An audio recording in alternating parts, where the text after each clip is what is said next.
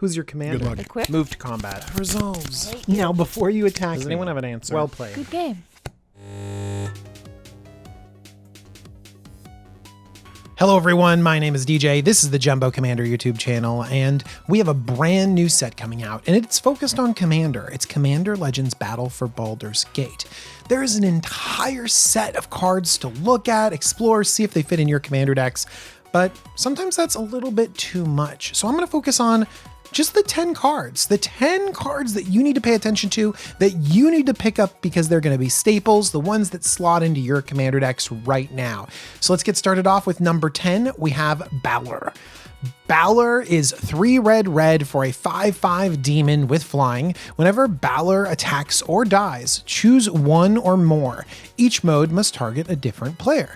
Target opponent draws 3 cards, then discards 3 cards at random. Target opponent sacrifices a non-token artifact, and Balor deals damage to target opponent equal to the number of cards in their hand. First off, the art on this is great. Having a big red demon is powerful, fits obviously in demon decks, but most importantly, this is just kind of like a big aggressive dragon. A lot of red decks want to deal damage, they want to smash people, and Balor does a good job of it. I specifically like that damage trigger. It's similar to like Stormbreath Dragon, but all you have to do is attack. Every time you attack, you get an artifact edict. Every time you attack, you get to mess with someone's hand. Like, what about that damage dealing? That's a huge trigger, which means that Balor can come in and smash, dealing 10 damage. Like, it's gonna add up fast. I think people don't really realize how impactful an aggressive 5-drop like this can be. I mean, I've had like a Baneslayer Angel like really pressure someone and clock someone, and Balor's gonna do a way better job of this. All right, at number 9 on my list, I wanna talk about eating our vegetables. It's the really important cards that are going to get really cheap because they're printed at such low rarity in this set. I'm talking about Wayfarer's Bauble coming in at common. This is great ramp in blue decks, black decks, tons of different decks except for green decks. Okay, but along with that, we have Arcane Signet. That's going to be really cheap. Coming in also, we got Swiftfoot Boots. All of these artifacts are just super good. They're just good to have in your commander collection, and they're going to be especially cheap. I also want to throw out Mindstone. Mindstone was already cheap, but they have a new art version. And then also the diamonds, specifically the new art on the diamonds, like specifically Sky Diamond and Charcoal Diamond. Those are in colors where a 2-mana rock, even if it's tapped, is something that you might care a little bit more about. And you know, I was talking about Mindstone. Let's talk about Mindstone's bigger brother, Hedron Archive, except Hedron Archive is not in this set. There's a new card that's going to take its place. It's Stone Speaker Crystal. 4 mana for an artifact that adds 2 colorless to your mana pool when you tap it. 2 tap, sacrifice Stone Speaker Crystal, exile any number of target players' graveyards, draw a card. Look, I know Stone Speaker Crystal only draws 1 card compared to Hedron Archive's 2. And for some of you, that might be a deal breaker, but I just want you to think about how broken graveyard decks are and how often they're messing with you in your playgroup, because I've found that I need graveyard interaction in my decks. Listen, I think that if your mana rock does 2 things, it adds to the utility. And so even though this might be worse than Hedron Archive in many situations, it's definitely flexible. And I like that. All right, I just talked about a ton of commons and uncommons, just staples for our format. If you're interested in picking some of them up, you should head on over to Cool Stuff Inc. They're the sponsor of the Jumbo Commander YouTube channel. And when you do pick up all these brand new Commander Legends cards, make sure to use the coupon code JUMBO5 because that's going to save you 5% off your order. All right, let's get back into the top 10 list with number 6. Archivist of Ogma is 1 and a white for a 2/2 flashy halfling cleric. Remember, it's got flash. Whenever an opponent searches their library, you gain 1 life and draw a card. Oh man, the white card draw in the last 2 years has been phenomenal. They've really developed their card draw, so I can feel like going into a white deck, I can play a bunch of these different kinds of effects and reliably draw the cards I need. So this is phenomenal. Okay, so it's got flash on it so that you can flash it in response to a search so you guarantee your 1 card. But in all honesty, are your friends gonna not crack their fetch lands? Are they not gonna ramp? It's not like you prevent them from searching their library, you just get a tiny bit of advantage. I guarantee that this archivist will just sit on the battlefield and people will go, draw your card. It's amazing. This only needs to draw one card before this is very playable. The Spirited Companion or a Fibblethip or an Elvish Visionary. All of those are great. But as soon as this draws a second card, then this becomes one of the most efficient card draw spells that White has ever had. So remember this card. It's going to be just awesome. Next up on our list, we have Elminster Simulacrum. Now, I know Elminster is a very cool card, and many of you are going to be running that as a commander because I really like Elminster, but I'm a little bit more excited about Elminster Simulacrum. 4 blue for an instant. For each opponent, you create a token that's a copy of up to one target creature that player controls. Oh, I love the way that this plays out because I can imagine holding up mana in a blue deck. Obviously, I'm going to hold up counterspells, hold up tricks and interaction. And this is just one more cool trick. 6 mana is a lot to create a creature. And ideally, if I'm creating 3 creatures, I'd want to maybe create the best creature on the whole battlefield 3 times, maybe even including my own. But that's okay. I'm fine creating a creature from each opponent and having that little bit of restriction because 6 mana for 3 creatures, just raw numbers right there, is great. It's phenomenal. And there's also something to be said about getting real creatures, not just a 2/2 knight or a 1/1 soldier or even a 4/4 angel, but real creatures with enter the battlefield effects with abilities onto a token, because tokens can sometimes be more flexible.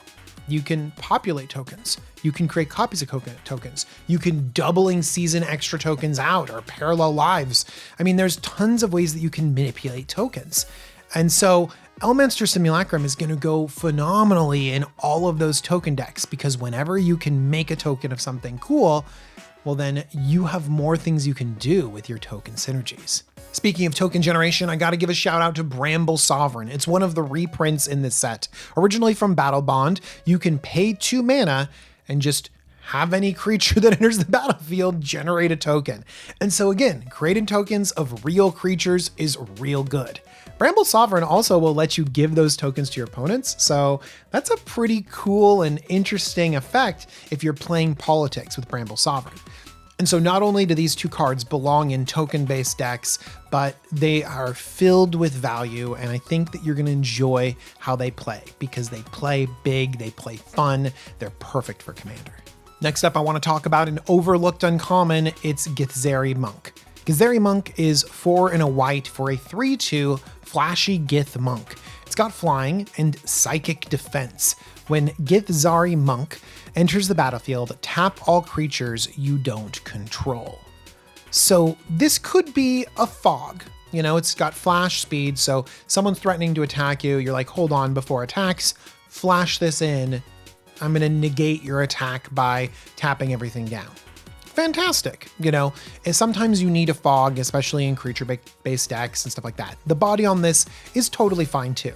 But what I actually like most about this is using it aggressively. You play this tapping down everything and it opens up lines of attacks for your creature-based deck.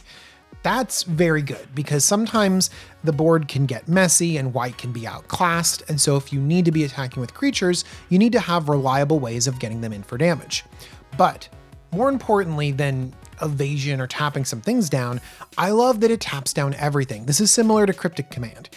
Tapping down everything means that you create an interesting political decision where suddenly the person on your left untaps and the other 2 players are still tapped out. They have no blockers.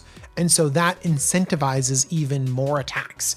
And again, going on to the next player, they untap and there's still attacks available. And so Githzeri Monk can kind of open up a game and allow creatures to get through and allow a lot more combat to happen. And I think that's really good if you yourself are playing a combat strategy.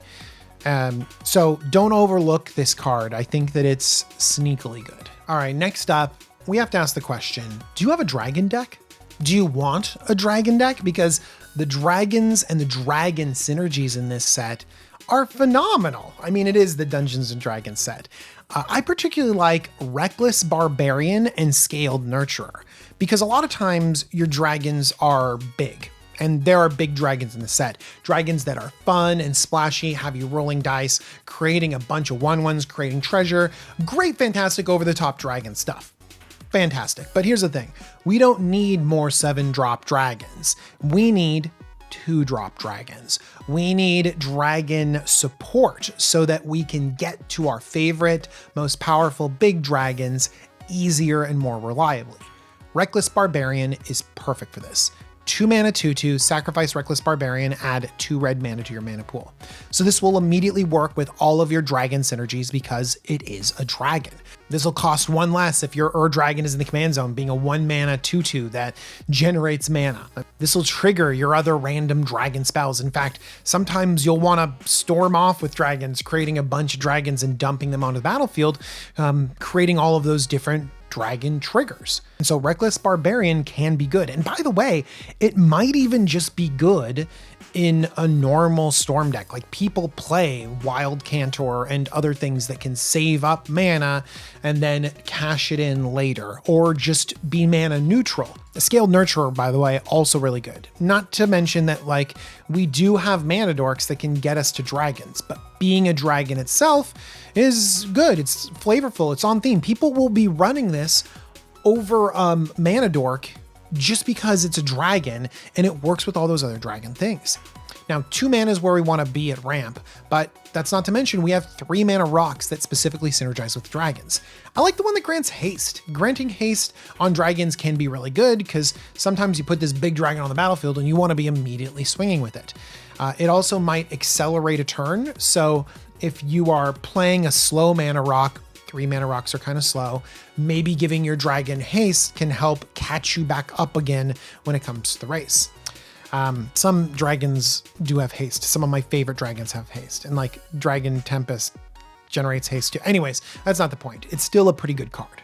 At number 4, we have Abdel Adrian, Gorion's Ward. 4 and a white for a 4/4 human warrior. Whenever Abdel Adrian Gorion's Ward enters the battlefield, exile any number of other non-land permanents you control until it leaves the battlefield. Create a 1/1 white soldier creature token for each permanent exiled this way. Choose a background.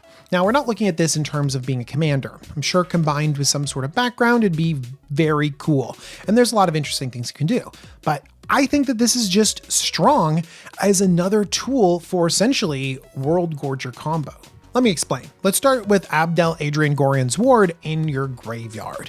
And so you can bring it back to the battlefield with a permanent like Animate Dead, which enchants a creature. So you've brought Abdel back onto the battlefield through Animate Dead.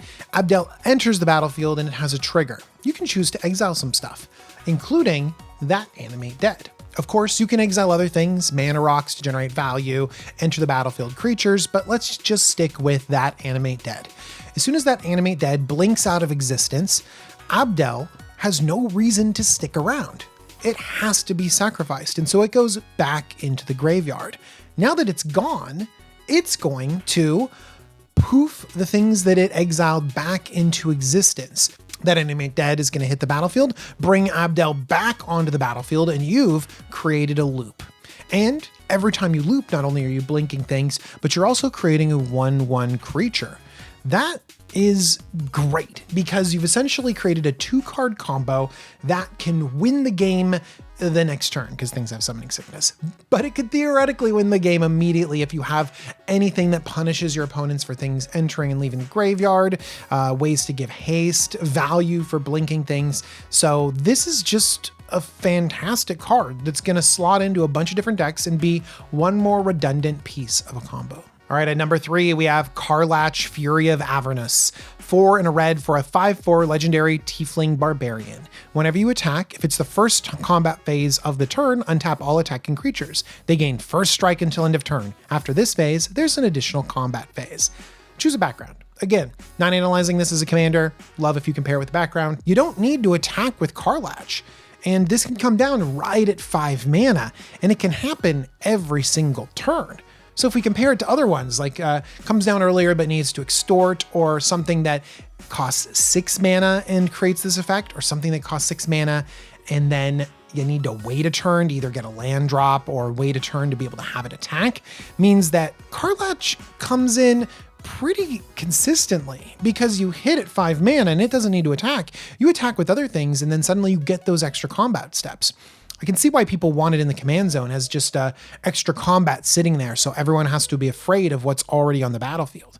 Of course, it's already buffing them too. First strike means that your creatures are more likely to make it around to the second combat phase. It becomes really difficult to block them. I'm excited to see this be a big effect on just damage dealing, extra combat, combat-based triggers, beginning of combat, all of those lines. Beginning of combat, double power. At the beginning of combat, do this. And so getting extra combats is so good. And so this is going to slot into so many different decks. And number 2, the card that you need to get, put in your collection, put in your decks, is Displacer Kitten. 3 and a blue for a 2/2 cat beast with avoidance. You're so cute. Whenever you cast a non-creature spell, exile up to 1 target non-land permanent you control. Then return that card to the battlefield under its owner's control. So let's evaluate this card in a few different ways. We play Displacer Kitten, and then we cast some spells. Mana Rocks, instants and sorceries, cards to protect Displacer Kitten, and we blink things for value. Great, thumbs up. This is blinking so much more than just creatures. The same way Brago can blink all of your mana rocks and create an insane amount of value, Displacer Kitten can do something similar. The way that it can also blink out planeswalkers and back in so you get extra activations. In fact, I can see a lot of loops going on. I mean, just think about something like Emery, Lurker of the Loch, where you can tap Emery and cast an artifact from your graveyard, a non-creature spell. That could let you blink Emery out to let you mill more and do it again if you have haste. It could blink other things. I mean, I can see this as a big piece of a larger blink value engine. And the fact that it says non-creature is just great. And so it'll trigger off of your enchantments, your artifacts, your planeswalkers, all of the cards that you want to play in a blue deck. All right, now the number 1 card, it's Myriad. Myriad is so good, I can't believe that all of you are sleeping on how good Myriad is. Now I know Blade of Selves is a known quantity. It's out there and people have been fans of it, but it's a big investment. 2 mana, 4 to equip, and then it opens yourself up to removal. Fine. Blade of Selves, I understand it can be a little bit clunky when deploying, but some of these creatures that have Myriad on it are on curve, and you're gonna be sticking threats on the battlefield. Like, let's just think of Battle Angels of Tyr. It's a 4 mana, 4/4 flying Myriad. It's creating extra 4/4s. It's swinging in and dealing 12 damage on a 4-player game. That's crazy. Now, not only is it doing that, it's getting triggers. It's probably having you drawing cards or creating treasure or gaining life. Like, this card is insane. Let's take a look at a Myriad card that's a little bit less pushed, Ethereal Survivors. 3 and a red for a 0/4 Tiefling Peasant. It's got Trample and Myriad.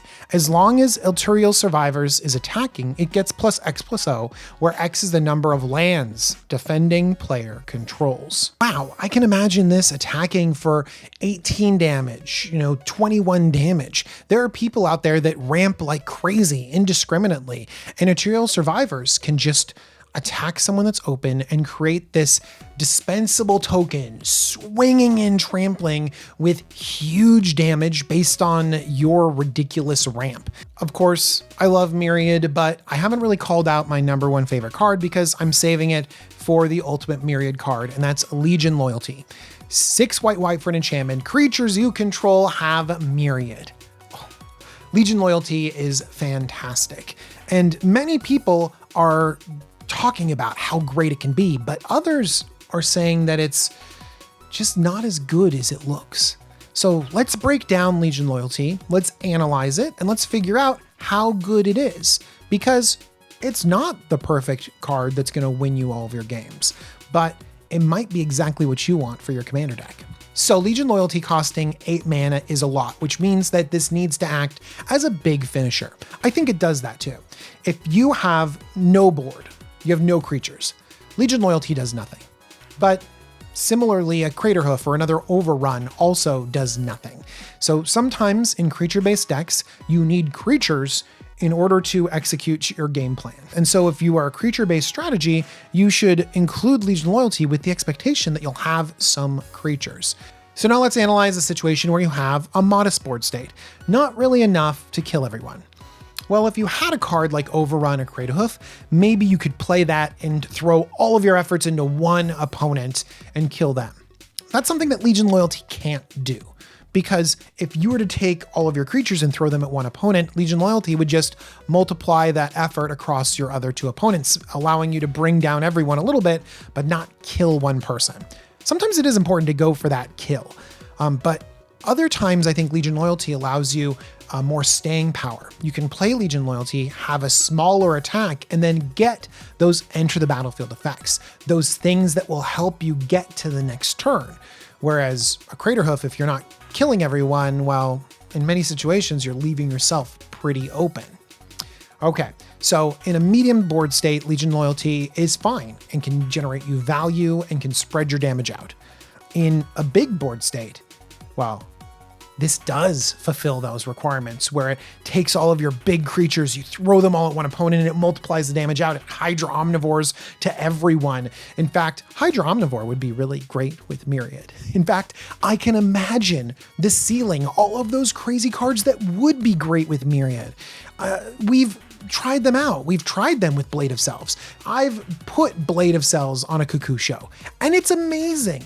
Just imagine if you have an entire battlefield of gray merchants and Cuckoo shows and enter the battlefield effects. I mean, the value and the excitement of Legion Loyalty is so much more beyond like the traditional overrun or the extra turn, extra combat phase, that I think that this is one of the best commander cards, not only in this set, but one of the best white finishers out there. Because it's exciting and it's splashing, it gives you value, and it's gonna win. It's gonna win games. All right, everyone, those are the cards that you need to buy from Commander Legends Baldur's Gate. They are fun and amazing, and they belong in your commander decks. But of course, I could have missed a few. So let everyone else know in the comments down below what cards you're picking up from this set. Maybe what deck they belong in too. I want to thank my sponsor once again, Cool Stuff Inc. And if you want to pick up these cards, go over to their website. They've got great stuff over there, and make sure to use the coupon code JUMBO5, pick up the single sealed product, and save 5% with that coupon code. I also want to thank my patrons. They're amazing. They support me every single day. Thank you, patrons, and thank you for watching this video. I'm excited for all this stuff. I'm excited for things that are coming up, and I hope to see you all really soon. Bye-bye.